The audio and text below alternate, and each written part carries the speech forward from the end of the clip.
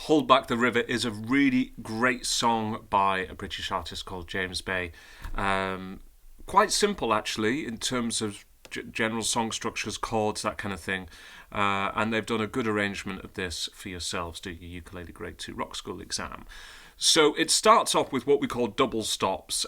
In this case, we're using the double stops to make a dyad, which is two notes of the chords that are, you can see the chord voicings written above your melody. And what's cool is that it's basically really similar to the rhythm that you hear the guy singing. So ba ba ba ba ba ba ba ba ba ba ba ba.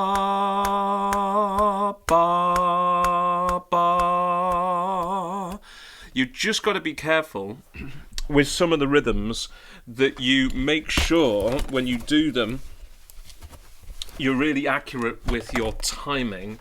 So for instance, literally in the first couple of bars, what we have is a minim, okay, and that is tied to a quaver, half note, quarter note, right? And then you get another, half note, eighth note, and then another eighth note, and then you get an eighth note rest, quaver rest, then we get another eighth note, okay, which is by itself, and then the bar line, and that is also tied to a minim, and then this rhythm basically keeps repeating itself. So here, this is 1, 2, 3, and 4, and.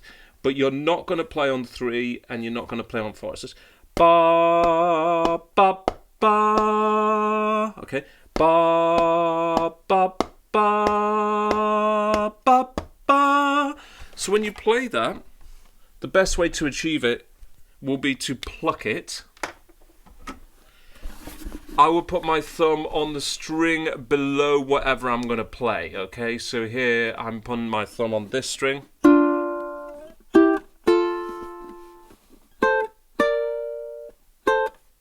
You got it? And the fingers that I use will really help me. So I'm going to use 1 and 2, so first and second. Then I slide that up 2 frets, and then I'm going to slide back 2 frets. This comes off. Thumb is now placed on that string to mute it, and then I pluck my top 2 strings there. Okay, then I slide and I move the first over and put the third down.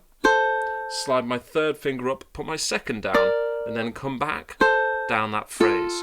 So in total, that part that you're playing essentially for all of the first page and a lot of the second page sounds like this. So it's 1, 2, 3, 4. 3 and 1, 2, 3 and 1, 2, 3 and 1, 2, 3 and 1, 2, 3 and 1, 2, 3, 4. 1, 2, 3, 4 and 1, 2, 3, 4. So just watch that last 2 bars.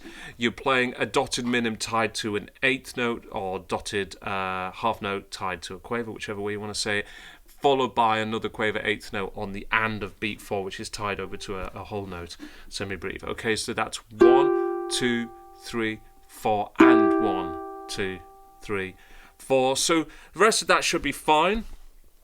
Chords, just coming into that B section, just be careful that you are doing those on the and of beat 4 as well. So you might want to count 1, 2, 3, 4 and 1, 2, 3, 4, stop, 2, 3, 4 and 1, 2, 3, 4, stop, 2, 3, 4 and 1, 2, 3, 4, stop, 2, 3, 4 and 1, 2, 3, 4 and 1, 2, 3, 4. And then you're going to repeat, okay? Don't forget our repeat markings are indicated.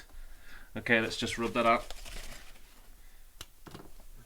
We'll have a double bar line here, double bar line here, all of the bars that come in between. But your repeat markings are 2 dots at the beginning and the end of a section, and you repeat between those 2 sections.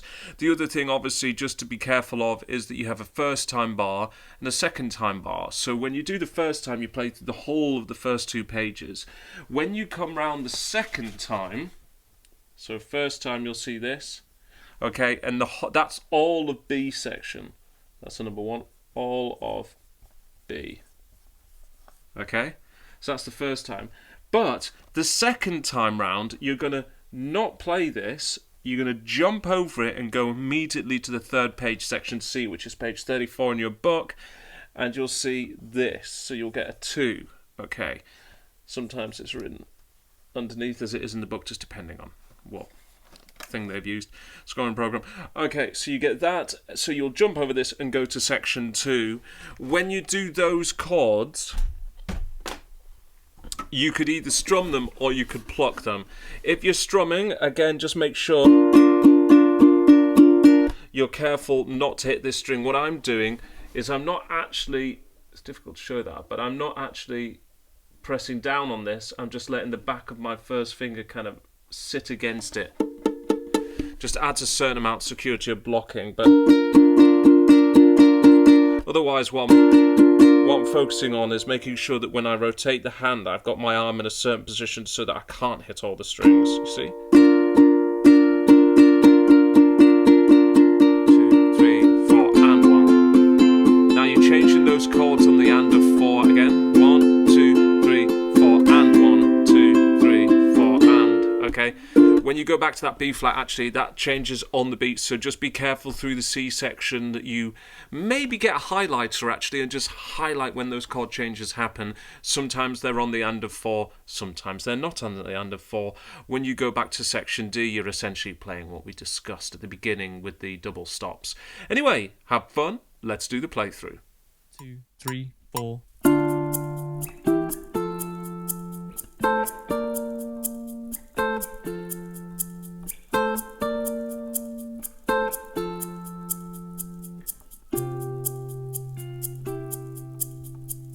Try to keep you close to me, but I've got in between. Try to square, not